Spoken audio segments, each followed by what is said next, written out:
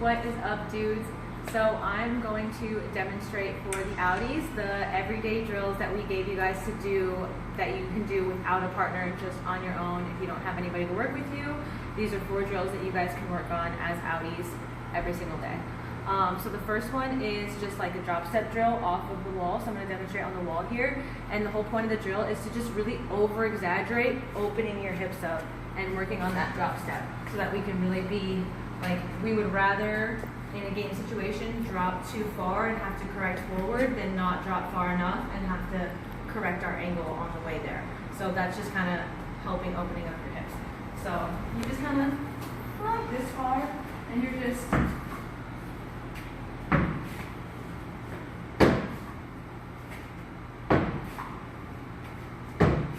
over and over again. And then same thing the other way. And the other thing too is that since we're using a tennis ball, it really helps you on just kind of seeing the ball all the way in and receiving and all that good stuff. So the second drill is the 4-way drop drill.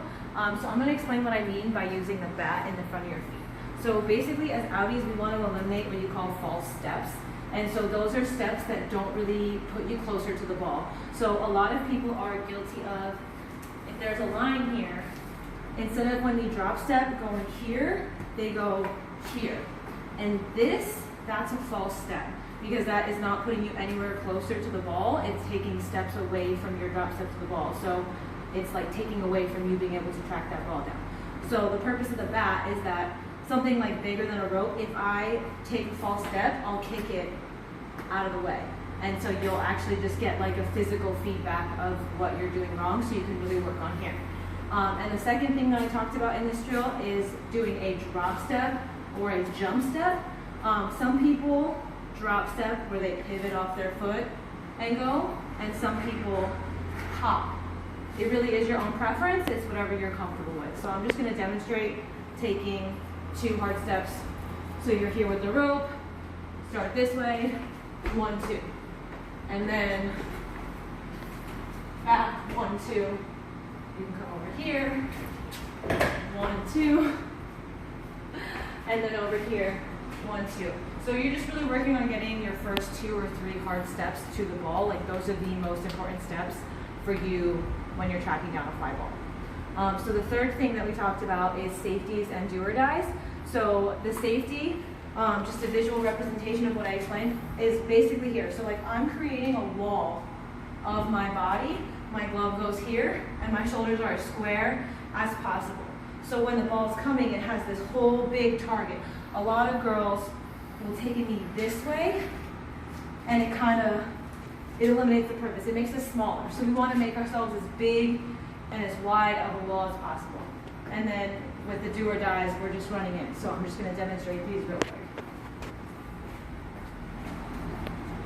So I like this far, depending.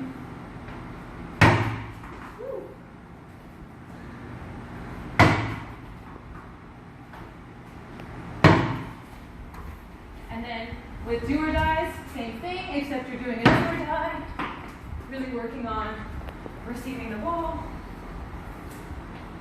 And I don't know if you guys noticed, but on the do or die, my feet kind of popped in place before I actually started going after the ball.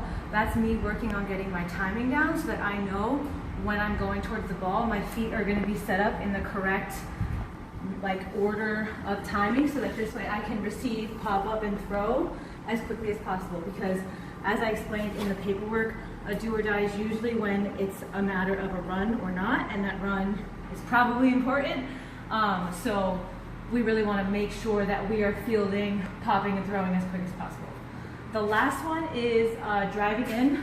Usually, if you have more ceiling space, that'd be better. So like if you went outside.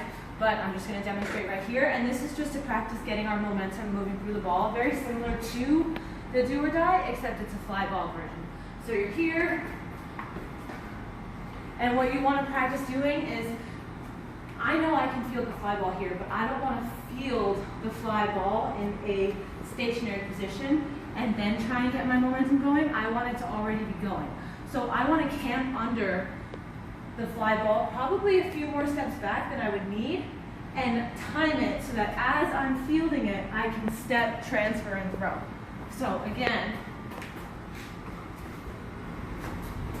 and it's just working on climbing the ball. And again, the more space you have to throw it up, the better. So those are the 4 drills that you guys can do completely on your own without a partner. You can do them every day, and they're only going to help you get better. Hope you guys are making the most of this quarantine, and talk to you guys soon.